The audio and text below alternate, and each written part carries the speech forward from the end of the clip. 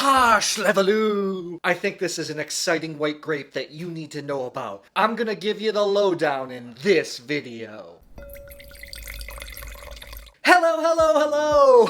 Welcome back to Exotic Wine Travel. I am your host, Matthew Horkey. We are going grape hunting today, and the grape is Hárslevelű. Hárslevelű is one of the major blending grapes in the great sweet wines of Tokaj, but they can make excellent dry wines as well. This is such a cool grape, and it should be more widely known. It's not very well known outside of Hungary. Most of the plantings are in Hungary, about 4,000 hectares. There's a small batch of it planted in Slovakia where it's known as Lipovina, which I think is a cool name. There's some in Transylvania. I heard there's some in Slovenia, but I've not seen any commercial examples. There might be some planted in northern Serbia, northern Croatia, but you know what? I've yet to see them. There's a tiny bit in Austria, and I heard there's some actually in South Africa. Hárslevelű literally means linden leaf, and that's because of the wine's unique aromas. Furmint has gained traction over the last few years, but you know, I think the dry wines made from Hárslevelű can be more exciting than Furmint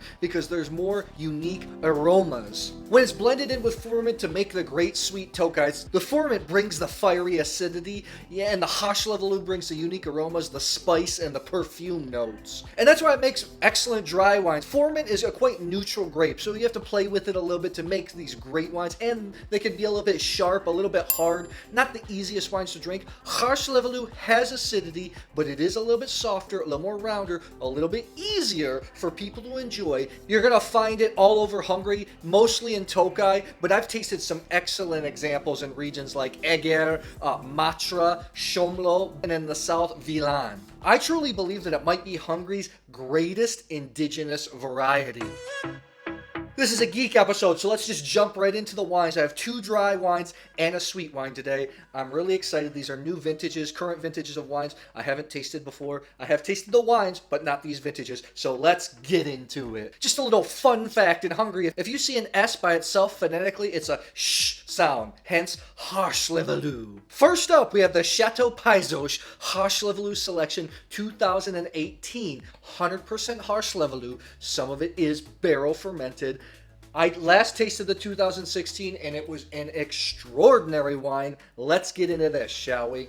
So Hárslevelű has a little bit of color. It's a little bit more yellow, a little more golden in color. This literally smells like ginger tea. I don't know if you've had it before, maybe ginger tea, where you boil ginger, add a little bit of sugar. That's what it smells like. A little bit of ginger, a little bit of apricot, a little bit of honey. It just smells like it would be a little bit spicy. You know how when you eat ginger, it gives you that little bit of spiciness? Man, this really smells like ginger tea. You could say a little bit of dried yellow flower, but it's not overly floral. Don't think muscat. This is why I find Hárslevelű so exciting. At first, you get the roundness, the yellow fruit, the dried yellow fruit, like I was talking about. You get some peaches, some apricot. You do get the ginger spiciness, but you still have some acidity. It's not like Riesling where it's ripping the enamel off your teeth, but it's still there. It gives you a little bit of prickle, and there's this faint hit of spiciness. Full-bodied wine, beautiful effort. And because Tokaj is volcanic, like many of the regions in Hungary, it has a little bit of this mineral edge. This is a super complex wine. In Hungary, I know it retails for somewhere in under 15 euro range, so we're talking about 16, 17 bucks. Extraordinary wine for that kind of price. It's worth checking out. Next up, another wine I'm super excited for from the region of Somló. Somló is an old extinct volcano. Sticks out like a sore thumb. Tiny region known for big barrel fermented high acid whites. This is the Fekete Pince, which basically means black cellar. Hárslevelű 2013. This is one of the pioneers of Chateau. Tiny production. Just look at that old school label. And you got that right, 2013. This is the current release. So this region is known for using some botrytized grape or noble rot. When you hear that term, that kind of helps make some of the great sweet wines in the world, like Chateau, like Tokaj. It's basically a fungus that infects the grape, puts a little bit holes in the skin, so the grape starts to dehydrate, concentrate, and shrivel. That means the sugar to juice ratio is quite high. Aromas I get with wines like that, typically cotton candy, kind of dried honey flavors. Dried apricot, dried melon. You know, my dad is a farmer. You used to trade cantaloupes, rock melons, yellow melon, honeydew melons. And that's what this really smells like. When I used to be on the farm, crack open one of those fresh, that's what this smells like. Yeah, honeydew melon, cotton candy. I know that sounds a little bit weird, but kind of cool. Smoke, definitely. Smoky. Oh, now that I'm swirling around, a little bit of ginger, a little bit of spice is coming through. Wines from Chateau are so complex.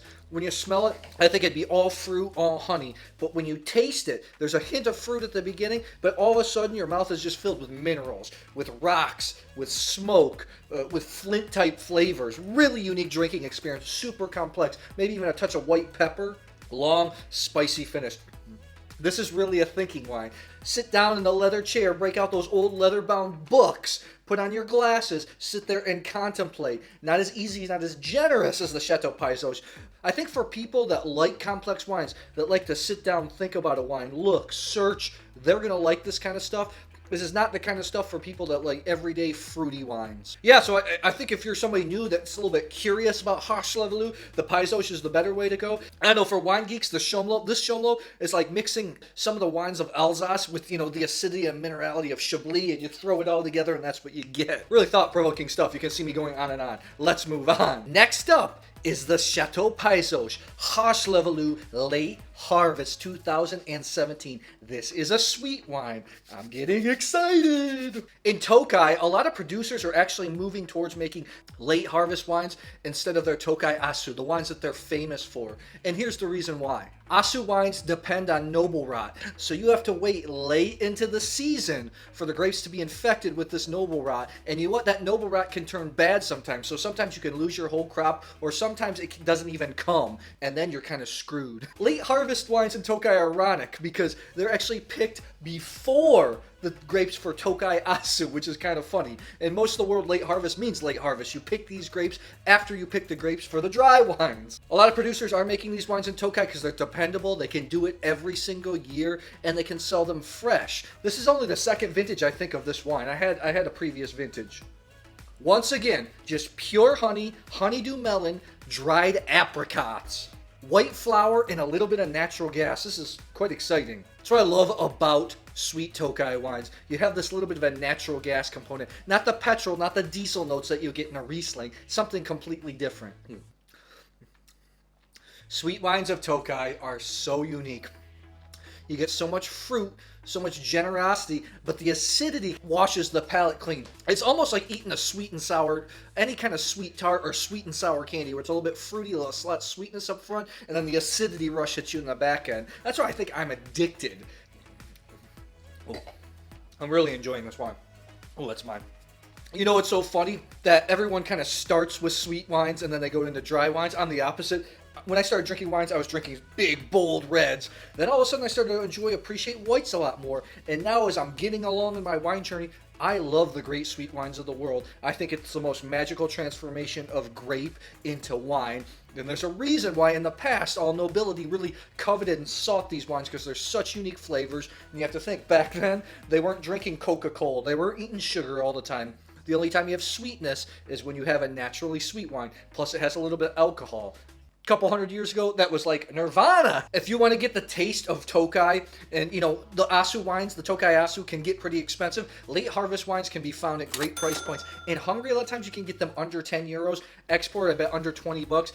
They're great for everybody. People that like sweet things, or maybe the guys that like dry wines that put their nose up at sweet wines. When they have something like Tokaj, because of the acidity, it feels a little bit more dry, super serious, super complex stuff. I think you can see Hárslevelű, such an exciting grape. You saw me ruminate, you saw me talk about, think about it. I've even seen sparkling wines made at Hárslevelű before, although I don't have any here. So let me know, have you tried Hárslevelű before? Do you have any favorite producers? Drop it in the comments below. Keep drinking adventurously, and I'll see you at the next video.